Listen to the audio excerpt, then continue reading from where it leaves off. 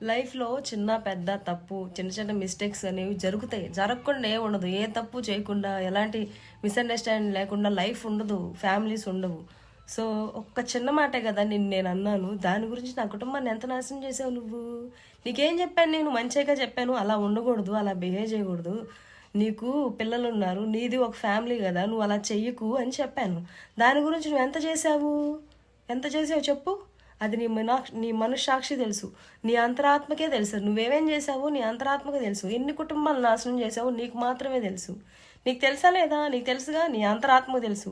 నువ్వెవరెవరు help తీసుకున్నావో, నీకు ముసలోళ్ళు ఎవరు హెల్ప్ చేశారో, వయసోళ్ళు పిల్లలు ఎవరెవరు నీకు హెల్ప్ చేశారో వాళ్ళ అంతరాత్మలకి నీ అంతరాత్మకు తెలుసు. ఎంతమందిని నువ్వు లోబరుచుకుంటున్నావో, ఎంతమందికి నువ్వు మంత్రాలేసి, వశీకరణ మంత్రాలేసి ఎంతమంది జీవితాలు నాశనం చేస్తున్నావో నా దేవుడు చూస్తున్నాడు, పైనుండి చూస్తున్నాడు. ఆయన నీకు కఠినమైన శిక్ష ఏదో ఒక రోజు పంపుతాడు. నువ్వేదో అనుకుంటున్నావు. నేను నీకు తీర్పు తీర్చాల్సిన అవసరం లేదు. నీ కోసం నేను ప్రార్థన చేస్తున్నాను అంతే.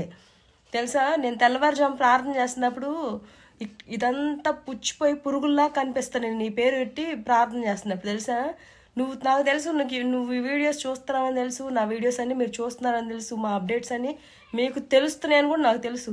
బట్ ఏంటి చెప్పు, నేను నీలాగా తప్పు చేస్తూ బతకట్లా, మీలా తప్పుట్లాగా నేను ఉండట్లా.